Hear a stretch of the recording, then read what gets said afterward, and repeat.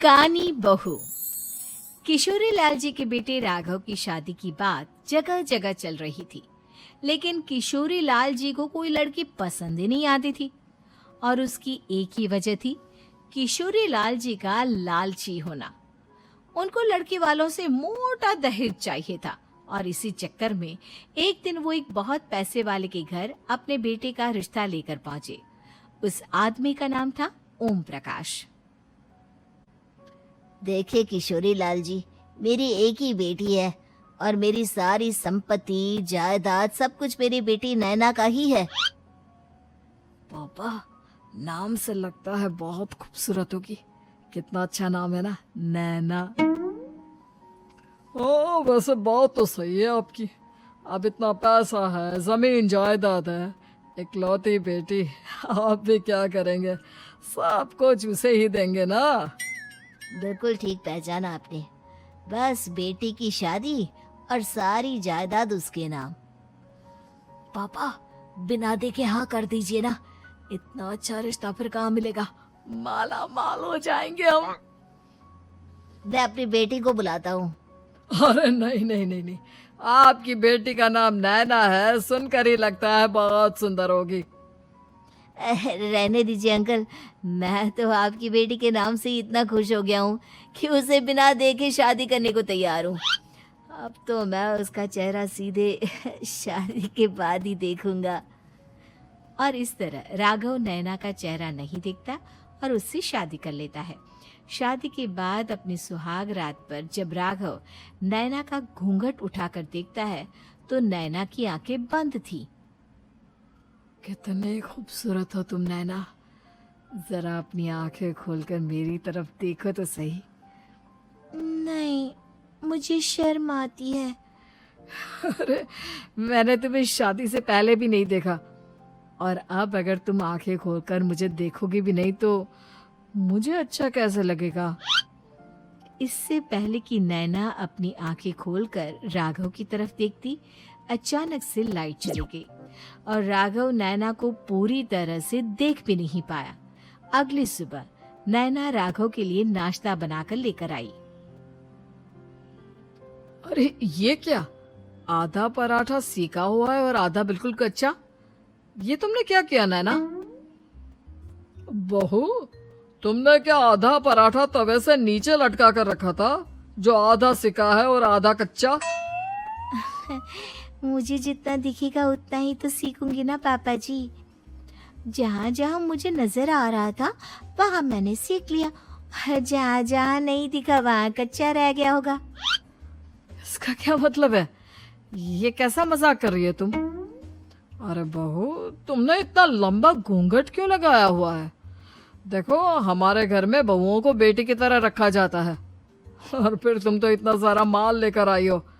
देखो, ये घूंघट डालकर रखने की कोई जरूरत नहीं है। हाँ नैना, पापा जी ठीक कह रहे हैं, तुम तो आराम से रहो, अपना ही घर समझो। नैना अचानक से अपना घूंघट उठा लेती है। अरे ये क्या पापा, नैना की तो एक आंख फूटी हुई है। नाम से नैना, लेकिन ये तो कानी बहू निकली। मेरे साथ धोखा हुआ है, धोखा। बिना दिखाए अपनी कहानी लड़की मेरे संग ब्याह दी। मुझे कहानी भी नहीं चाहिए। मुझे अभी ओम प्रकाश जी से बात करनी पड़ेगी। आखिर उन्होंने मेरे साथ ऐसा किया क्यों? अरे, आप लोगों ने ही तो पापा से कहा था कि आप लोग शादी से पहले मुझे देखना नहीं चाहते। अब मेरे पापा पर क्यों इल्जाम लगा रहे हैं? अरे लेकिन उन्हें बताना तो चाहिए था ना कि तुम कहानी हो, एक आंख से तुम्हें दिखाई नहीं देता। किशोरी लाल और राघव नाराज होकर ओम प्रकाश को अपने घर बुलाते हैं। पापा जी, ये आपने क्या किया? शादी से पहले बताया क्यों नहीं कि नैना की आंखों में परेशानी है? अरे, आप ही ने तो लड़की देखने से मना कर दिया था। और लेकिन आप बता तो सकते थे। आपको तो हमारी बेटी की प्रॉपर्टी चाहिए थी, वो भी पूरी की पूरी। अब क्या हुआ अगर उसे आधा दिखाई देता है? प्रॉपर्टी तो आपको पूरी मिल गई ना। ये क्या बात हुई? मेरी शादी प्रॉपर्टी से नहीं, आपकी बेटी से हुई है। अब ये तो पहले सोचना चाहिए था। तब तो मेरी प्रॉपर्टी देखकर तुम्हारी जुबान लप लपा रही थी। लेकिन मैं कानी लड़की को अपनी बीवी बनाकर नहीं रख सकता। पापा कुछ करिए ना आप। हाँ करता हूँ। देखिए ओम प्रकाश जी, आप हमारे साथ ऐसा नहीं कर सकते। और तुम देखो, अगर तुमने मेरी बेटी से शादी तोड़ी ना, तो जो भी प्रॉपर्टी मैंने तुम्हें दी है वो तो पूरी की पूरी वापस ले ही लूंगा, और आधी प्रॉपर्टी तुम्हारी भी लूंगा। अरे मेरी आधी प्रॉपर्टी भला क्यों लेंगे आप? इसलिए क्योंकि मेरी बेटी को आधा नजर आता है और उसकी नजर अभी तक तुम्हारी आधी जायदाद पर ही पड़ी है। अब तुम उसे घर से निकालोगे तो कुछ तो लेकर जाएगी ना। और अगर हम आपकी बेटी को अपने घर की बहू बनाकर रखे तो?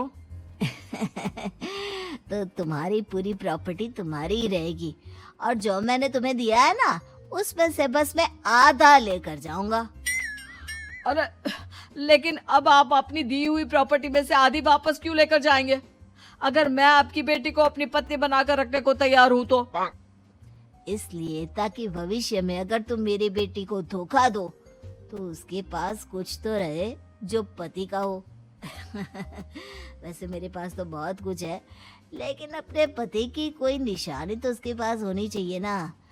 अब अगर तुमने मेरी बेटी को कानी कहा तो तुम्हें प्रॉपर्टी भी कानी ही मिलेगी, पूरी नहीं। जमाए राजा। किशोरी लाल और राघव समझ चुके थे कि वो बुरी तरह फंस चुके हैं और अब उनके पास वहां से निकलने का कोई चारा नहीं है।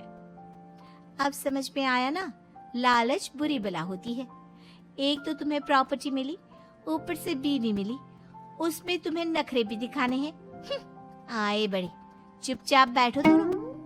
कुछ दिनों के बाद नैना राघव की कार लेकर बाजार घूमने निकलती है और जब कार लेकर वापस आती है, ये क्या? एक तरफ से मेरी गाड़ी पूरी खराब हो चुकी है। लगता है तुमने मेरी गाड़ी को किसी दूसरी गाड़ी के साथ एक्सीडेंट किया है। अरे अरे कितना बड़ा नुकसान कर दिया तुमने बहू। वो क्या है ना पापा जी, मुझे एक आंख से दिखाई नहीं दे रहा था, सामने से गाड़ी आ रही थी। मुझे तो सिर्फ आधा ही दिखाई दिया और वो गाड़ी मेरी कार से रगड़ते हुए निकल गई। अब मैं क्या करूं बताओ? आप इसे ठीक कराने के पैसे कौन देगा? तुम्हारे पापा। तुमने मुझसे इस तरह से बात की? अभी रुको। नैना राघव की शिकायत ओम प्रकाश को कर देती है। देखो राघव, अब जो मेरी आधी प्रॉपर्टी तुम्हारे पास थी ना, उसमें से आधी और मैं लेकर जाऊंगा, क्योंकि तुमने मेरी बेटी को डांटा। अरे नहीं नहीं पापा जी, गलती हो गई, माफ कर दो। गलती की तो कोई गुंजाइश ही नहीं। अगली बार मेरी बेटी को डांटा तो बची हुई आधी में से आधी और ले जाऊंगा। लालच के चक्कर में हम दोनों ने बहुत बड़ी गलती कर दी बेटा। एक तो तुम्हें कानी बहू मिली और ऊपर से जो माल मिला वो भी काना। इस तरह राघव की हर एक गलती पर ओम प्रकाश उसकी प्रॉपर्टी का आधा आधा हिस्सा लेकर अपना सारा माल वापस ले गया और राघव को कानी बीवी से काम चलाना पड़ा। भाई लालच वाकई में बुरी बला है।